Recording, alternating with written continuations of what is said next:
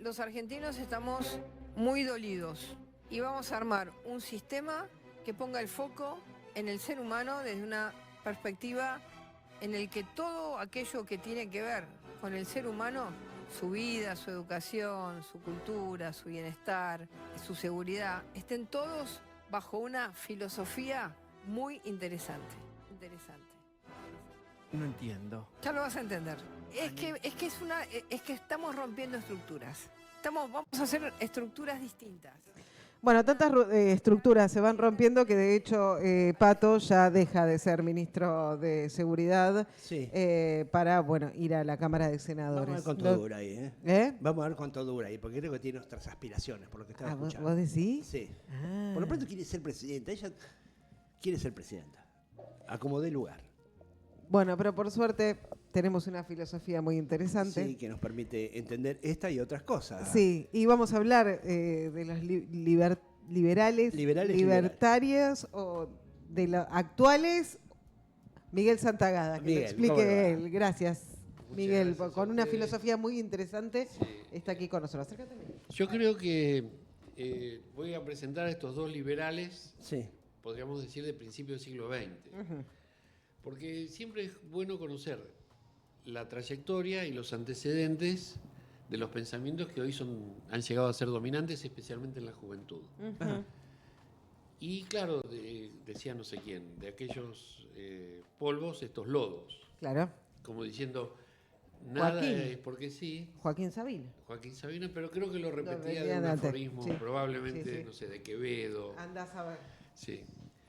De todas maneras, hoy ya forma parte del acervo cultural de la humanidad. Bueno, hablando de la humanidad, vamos a hablar de Karl Popper, Popper. un filósofo de origen vienés, nacido en 1902 y fallecido en 1995, por ahí. Y otro paisano de él, paisano por razones de barrio, que había nacido también en Viena. Es difícil pensar Viena, barrio. No, claro, no debe tener claro, barrio bien. uno puede pensar, no sé, en Valentina Alsina, Claro, sí, sí. y no en Viena. Viena Bueno, piensa en los bosques, y claro. en Mozart, y qué sé yo, Freud. Bueno, son todos contemporáneos. Este otro, muy citado por nuestro queridísimo presidente, Habla por vos. bueno, por mi queridísimo presidente Friedrich von Hayek, Ajá, que sí, como claro. su nombre lo Sí. indica, ha sido uno de los principales epígonos, así se dice, del pensamiento antiestatalista, libertario, liberal, y escribió un libro que realmente vale la pena conocer, ¿sí? Del cual vamos a hablar seguidamente. Pero primero vamos a hablar de Popper. Popper Es diferencia, ¿no? Entre Popper y von... sí, y von Hayek. Von Hayek es un economista y Popper, Es más filósofo. salvando lo presente, es un todólogo. Ah, Habla de epistemología y el que se mete con epistemología se mete con todas las ciencias. Claro. Y su gran avance fue del año 34. Fíjense que él tenía 32 años. Hay gente que seguramente nos está escuchando que a los 32 años no sabe abrir un sachet de leche. No, está jugando a la Play todavía. Y está jugando a la Play. Y este hombre, en el año 36, por ahí, publica La lógica de la investigación científica, que ha sido un paso adelante en la comprensión filosófica de la ciencia moderna. Bien. Entre otras cosas, conviene destacar esta idea. Él no cree que haya verdades definitivas, ni siquiera en la ciencia. Lo que hace una teoría válida, no dice verdadera, es justamente que pueda ser refutada. Por eso, la corriente que inaugura la epistemología de Karl Popper se denomina falsacionismo o refutacionismo. Y tiene razón el hombre. ¿Cuándo avanza una disciplina? No cuando consolida las verdades, sino cuando descarta las falsedades. Claro. Haber dado este giro copernicano en la historia de la ciencia pone a Karl Popper en uno de los pilares más importantes de la historia de la filosofía contemporánea. Pero claro, el hombre, una vez que escribió ese libro, como le pasa a mucha gente, Se tendría que haber retirado. claro, o haber profundizado, haber viajado por el mundo, no, ahí se dedica y escribe otro libro ya terminada la Segunda Guerra Mundial. No olvidemos que la guerra mundial, la guerra europea, ha sido catastrófica en todos los sentidos. Y probablemente también en la inteligencia del propio Popper, que tuvo que ir a vivir a Inglaterra, donde finalmente fue un reconocidísimo profesor, investigador. Pero el libro del que vamos a hablar hoy, que no es el refutacionismo, que no es la lógica de la investigación científica, se denomina La sociedad abierta y sus enemigos. ¿Qué les parece? ¿Quiénes son sus enemigos? El socialismo y el marxismo. Ahí la cagó. Ahí ya... es interesante analizar sus postulados para luego aplicar su teoría previa, que es la del refutacionismo. Claro, ¿qué le pasó en el medio? En el medio, honestamente, no sé qué le pasó. Pero bueno, ustedes saben, mujeres, alcohol, juegos, niños, okay. no repitan esa... ¿Los excesos? Los excesos, pero no lo creo, no está documentado. Bien. No puedo afirmarlo. Claro, no puedo pero tampoco acusarlo. negarlo. No tiro la primera Es piedra. No, claro. Porque tampoco... No, claro, nadie. Uno- Una vida disipada. vamos a Uno decir. no tiene un alma pura. No juzgamos. Pero... Exactamente. Y otro aporte muy interesante de Popper es su teoría de los tres mundos, que voy a apurarme a presentar porque vale la pena conocer. A ver. En realidad, nosotros nos referimos a tres mundos diferentes, pero discontinuadamente, no sin solución de continuidad, sino, por ejemplo, si yo quiero decir que esa pared es blanca, que hoy hay sol, etcétera, me refiero al primer mundo, que es el mundo físico, al que cualquiera de nosotros puede acceder a través de la percepción. Acá no hay ningún problema. Después hay un mundo, que sería el segundo, que es el mundo de las leyes, de la cultura, de las interpretaciones.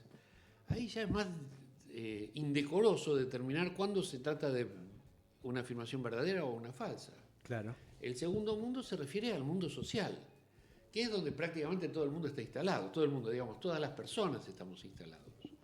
O sea, nosotros conocemos las leyes, pretendemos que haya algún cambio normativo en algún momento, pensamos en la economía, pensamos en las relaciones sociales, de igualdad o de conflicto, y sobre esto es más difícil acordar para refutar una afirmación o para sostenerla. Claro. ¿Y cuál es el tercer mundo? El mundo íntimo, el mundo del yo. Bien. No de mí, sino del yo. Es decir, cómo el sujeto procesa sus propios estados de ánimo e incluso sus propias interpretaciones e incluso sus propias tradiciones culturales. Ese mundo es inaccesible a la ciencia. Bueno, ¿con qué objeto presenta esta teoría de los tres mundos? Probablemente para vender libros, pero fundamentalmente para destruir al psicoanálisis. Claro. Porque claro, ¿qué le pasa al psicoanálisis? Según la teoría del falsacionismo, es imposible refutar una afirmación que se refiere al mundo íntimo del sujeto. Si vos me decís, mira, tengo miedo de irme al infierno, ¿cómo hago para decirte ese miedo es infundado? Claro. Si vos me decís, mira, estoy enamorado en realidad de las plantas, bueno, está bien, pero ¿cómo hago para decirte, es mejor que busques un amigo, Claro. anda al bar a jugar al billar, Claro. yo qué sé, ponete una película. Sí. Dejate joder con eso. Bueno, Claro. para Popper esto estaría, digamos, atrapado por la pseudociencia, es decir, por lo que no es científico. Ajá. Y por supuesto ahí caen las religiones y empieza a enumerar y adivinen qué cae finalmente, el materialismo histórico. Chao. Porque, Ahí, claro, se la agarró ¿qué le pasa al con materialismo Marx. histórico? Dice, ¿y qué quiere con el materialismo histórico? ¿Sabe? Ellos vienen de una larga tradición que el propio Popper remonta a Platón. Bueno. Se fue un poco al pasto ahí. Wow. Claro. Porque una cosa es decir, bueno, el idealismo alemán del siglo XVIII, qué sé yo, Hegel, bueno, Marx era discípulo, pero Platón, estamos hablando de 400 años antes de nuestra era. Claro. Bueno, ¿qué le pasa a todos estos? Que predicen o intentan profetizar cómo será el mundo del mañana. Y evidentemente, hoy por hoy, una afirmación relacionada con el futuro es inverificable, o sea, no es refutable. Y si no es refutable, chau, pseudociencia. No es ciencia. Guárdelo Claro. en el cajón. Claro. Listo. Cuando pueda ser refutada, lo consideraremos. ¿A qué se refiere con no es refutable? Bueno, que no hay evidencias empíricas que señalen cómo será el futuro. En esto tiene razón. Claro. En alguna medida nosotros vivimos en un mundo que predice sus acontecimientos. Pero una cosa es lo que predice un filósofo, que evidentemente puede estar equivocado, y otra cosa que Popper debería haber conocido, porque esto ya, en el siglo XX ya era moneda corriente, es lo que se llama la ingeniería social. ¿A vos te parece que una empresa multinacional que proyecta una inversión muy grande no tiene de alguna forma una descripción de lo que será el futuro? Claro, no puede estar sujeta al azar absoluto. Claro, es cierto que no podemos decir, bueno, mire, tal persona va a ser presidente, tenemos el caso cercano, Sí. Que todavía no lo podemos creer. No salimos de nuestra sombra aún. Pero podemos decir, mire, la Argentina No, pero podés proyectar. Exacto. Claro. Sí. Hace tantos años que viene reduciendo la participación de la clase trabajadora, de los asalariados, en la distribución de la renta nacional. Muy bien. Entonces es probable que siga. Sí, Claro. que no lo podemos cambiar, Claro. pero... Claro, viene del 70 Claro. del 70 para acá. Ahora, ¿qué es lo que cada uno de nosotros tiene, según Popper, como influencia del marxismo o del materialismo histórico como forma de interpretar la realidad? Bueno, si tanto presionás el globo, en algún momento se va a reventar. Bueno, lo he leído hace poco también sobre Chiquitapia, no sé si lo conoce, un hombre Sí, que sigue manipulando los resultados del fútbol. Sí. No sé si lo sigue haciendo, en realidad no le doy tanta importancia a esas cosas, pero sí, el razonamiento es este, sigue hinchando, que en algún momento la cosa se va a explotar. Claro. Bueno, sobre esto Popper en realidad lo que tiene es un lujoso argumento relacionado con podríamos decir, ¿no? Así rápidamente, el desprecio que el estalinismo había sembrado en la Europa de posguerra. No olviden que el que derrota al nazismo no es este señor MacArthur, no es este señor Eisenhower, etc. Fue Rusia, fue Stalin, concretamente. Fue Stalin. Sí. Entonces, en realidad Stalin no podía ni viajar en avión porque le tenía fobia a los aviones, pero sí su ejército, el ejército rojo, que ingresa a Berlín y Claro. busca denodadamente para hacer justicia con Hitler. Claro. Bien, Karl Popper nació, como dije, en Viena y se formó como filósofo dedicado a la ciencia. Ya hemos hablado del método de falsabilidad, pero no hemos hablado todavía de la sociedad abierta y sus enemigos, donde critica al historicismo y defiende a la democracia. ¿Pero qué democracia defiende? La democracia liberal. Hombre, no hay otra. Como base para una sociedad libre y abierta. Él es un empecinado creyente, iluso tal vez, en que la mejor manera de que vaya adelante la sociedad es a través de las élites. Por supuesto, las élites no tienen que ser cerradas, no tienen que ser discriminadoras, y toda esa sarta de buenos pensamientos que en general presentan los liberales. Claro. No tiene que ser, pero al final Sí se sabe que son aristocráticas, claro. Exactamente. Entonces él no aboga ni por la educación pública, ni por ninguno de estos principios que garantizarían una democracia, podríamos decir, Plena. universal. Claro. Bueno, ¿cómo se llama el libro de Friedrich Hayek? Tomen nota, Camino de servidumbre. Bueno. Ajá. Este libro fue escrito durante la Segunda Guerra Mundial y publicado en 1944. En cambio, el libro de Popper es posterior a la Segunda Guerra Mundial y sufrió sino el propio Popper lo que hizo fue algunas revisiones. Ajá. Actualizaciones. Actualizaciones y tuvo en cuenta fundamentalmente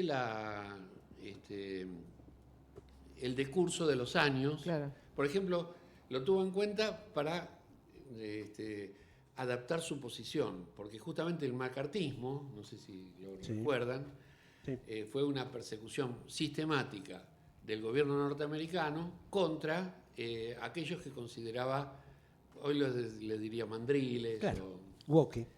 o woke, sí, pero lamentablemente mucha gente murió por esto. Sí. Muchos perdieron su empleo, han sufrido torturas, etc. el macartismo perseguía el pensamiento, podríamos decir, disidente, Sí. que no tiene mucho que ver con la sociedad abierta. A veces para asegurar la trayectoria de la sociedad abierta es mejor cerrar las puertas. Fíjese la contradicción. Sí. Bueno, pero vamos a Camino de Servidumbre, que es realmente un plato fuerte. Es la obra clave del liberalismo clásico y se parece bastante a un autor de 2 siglos anterior, que se llamó Adam Smith. Ajá. Advierte sobre los peligros de la planificación económica, centralizada especialmente, y el colectivismo, sosteniendo que ambos conducen al totalitarismo y a la pérdida de la libertad individual. Perfecto. Lo cual no era difícil verificar en la Rusia de Stalin. Pero ustedes saben que hay valores y hay excepciones. Una de las excepciones más importantes por la que pasó la Unión Soviética fue la invasión de Alemania y, por supuesto, las resistencias internas, que, por supuesto, José Stalin Se encargaba de minimizar. apaciguar Claro. con los métodos más terribles. Para Hayek, socialismo y totalitarismo son manifestaciones del colectivismo, o sea, un asco. Claro. La planificación económica es igual a la pérdida de libertad. Todo intento de organizar la economía en nombre del bien común, lo pone así con signos de interrogación. ¿Qué es el bien común? Una aberración, diría uno Claro. que yo sé. Requiere concentrar poder en manos de planificadores. ¿Y quiénes son los planificadores? 4 o 5 vivos que se quedan con toda la torta y que predican y apostrofan a favor de la igualdad social y todas esas mentiras Sí. con la que el populismo, él no lo llama populismo, el populismo es una denominación más tardía, Más moderna. sí, más inspirada también en movimientos de masas como el peronismo, Claro. o como Getulio Vargas en Brasil. o Lázaro Cárdenas en México, etc. Bueno, la búsqueda de una justicia distributiva, ¿qué es esto? Otra aberración. Tráigame el RAI. Bueno, destruye el imperio de la ley, porque obliga a tratar de manera desigual a individuos distintos. Porque si vos tenés plata, tenés que poner, y yo si que no tengo plata, tengo que recibir. ¿Qué es esto? ¡Qué locura! Claro, él no lo dice así, Pero, pero en cierta manera lo piensa. No en cierta manera, lo piensa, Lo piensa, decididamente. La planificación no puede ser democrática, porque requiere un grupo reducido de técnicos. Es cierto, esto en la economía no es posible planificar nada. No, claro. Nunca tendrán toda la información necesaria, cometerán errores y llevarán a la ruina a las personas bien intencionadas que no tienen representación. Esto es lo que dice von Hayek. Pero se olvida, por ejemplo, de los millones de trabajadores que no tienen representación en las decisiones económicas. Claro. No nos olvidemos que nosotros cada día nos levantamos teniendo indicaciones sobre cuáles son las tasas de interés, cuánto vale el dólar, cuánto va a valer el dólar dentro de un mes, dentro de 2 meses. Caputo es un verdadero profeta de esto, pero más que profeta, es un demiurgo. ¿Qué quiere decir demiurgo? Es el que produce estos hechos. claro. Y sin embargo todos se dicen seguidores de la ortodoxia de von Hayek, Del libre mercado. del que- libre mercado y de la no planificación. Claro. Si la Argentina no estuviera planificada, yo no sé qué sería de la Argentina hoy. Ya sabemos lo que es con esta planificación. Pero sobre lo que quiero llamar la atención es que el resultado de la concentración de poder y la erosión de las libertades que tanto denunció von Hayek, insisto, padre del liberalismo moderno, en la Argentina hoy están ausentes. Es decir, sus principales discípulos son los que aplican doctrinas contrarias a lo que sostiene von Hayek, que no sé si lo dije, murió en 1992, por supuesto que recibió en su momento el premio Nobel. Claro. Claro. Porque le damos el premio Nobel a los que lo ¿Este hombre puede ser considerado de la escuela austríaca? o Es de la escuela austríaca. Es de la claro. escuela austríaca. Se lo dije muy rápido que nació en Viena, que estaba en el mismo barrio que Popper. Eran como amigos. Pero Popper, Camino de la Servidumbre, lo considera como una buena obra, un buen ensayo, pero con una dificultad. ¿Saben cuál es la dificultad? Él dice, mire, si usted libra todo al mercado, puede generar algún tipo de distorsión Decía Popper. Claro, porque Popper, digamos, era de derecha o era liberal, pero no era tonto. Él dice, mire, si usted deja que los leones se coman a las ovejas y con eso pretende que las ovejas vivan para siempre, bueno, es una Puede superstición. Puede fallar. Es cierto que a lo mejor nacen 25 ovejas por madre, 25 crías por oveja anualmente, pero los leones se comen Leones 24. no, Claro. Cada león se come 24. Claro. Hayek distingue entre el orden creado, que lo llama taxis, el orden, digamos, que es espontáneo. Perdón, el orden creado es el orden no espontáneo, sino el orden planificado. Planificado. Sí. Y el orden espontáneo, que es para él el cosmos, es decir, el orden, el verdadero orden. Algo natural. Natural, sí. ¿A usted por qué le crecen las uñas? Naturalmente, no puedo evitarlo, etcétera. Bueno, el primero, el orden creado, es diseñado deliberadamente por agentes con fines concretos. Pero el segundo, mire qué lindo, emerge de procesos sociales y evolutivos, sin intención única ni diseñador central. Ajá. Es una idea muy del siglo XX, la inexistencia de un diseñador central. Esto conduce al ateísmo. Claro.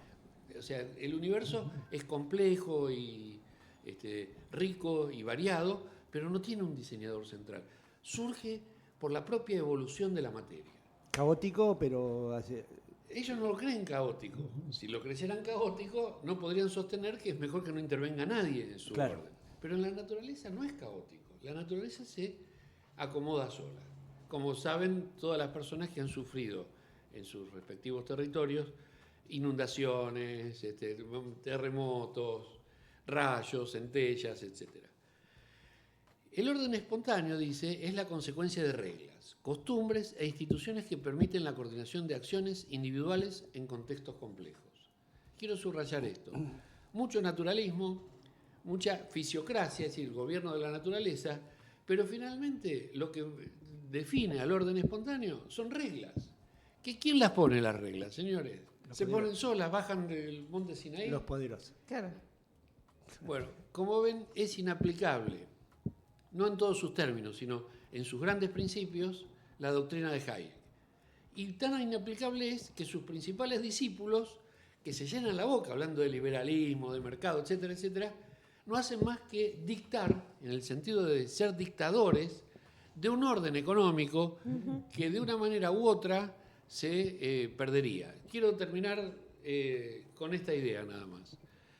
En la última campaña electoral, hemos experimentado por primera vez una de las formas de promoción más impresionantes y más efectivas, más efectistas que yo conozco. Y tengo un amplio conocimiento, más allá de la historia argentina, de otras campañas electorales.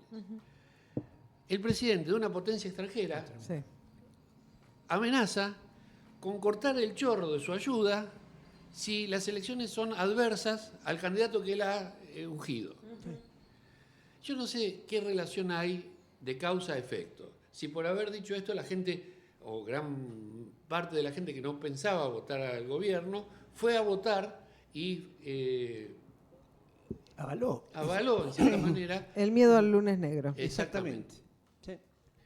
Esto realmente es inédito en la historia de las campañas electorales, pero desde el punto de vista del camino de la servidumbre, por contradecirlo, por hacer lo contrario de lo que propone von Hayek, nos enfrenta de verdad a una servidumbre que yo me resisto a aceptar, pero que seguramente el pueblo argentino no merece. Así que tiene su continuidad ahora, perdóname, Miguel, con que, bueno, ya ganó Milei, era lo que yo quería, no me importa, carajo, no le voy a mandar plata, no, ya claro, me dejó de se cayó interesar el crédito. Argentina. Claro. Los resultados están a la vista. No quiero insistir sobre noticias que, además de tristes, son muy conocidas. Pero a medida que fueron pasando estos días, yo me fui convenciendo de que esto era una campaña electoral mucho mejor que los bombos, que la matraca, que las marchas, comunicacional, que los gallardetes, que los banners. Fueron 2 declaraciones, 3 Twitter y ya está. Y ya está. Haber pronosticado que nos íbamos a morir sin su ayuda fue mucho más efectivo que decir votennos porque tenemos una plataforma, porque tenemos Sí, que una además no lo trayectoria. hubo. Que además no lo hubo. Además no lo hubo porque Ni propios ni evidentemente- ajenos. No, exactamente. No hay plataforma. Esto habla de la crisis política argentina, Claro, no solo del problema electoral, no solo el problema de la oposición, sino también la falta de respuesta frente al asedio de una nueva forma de planificación social que nos tienen ni siquiera como conejillos de indias, sí como víctimas.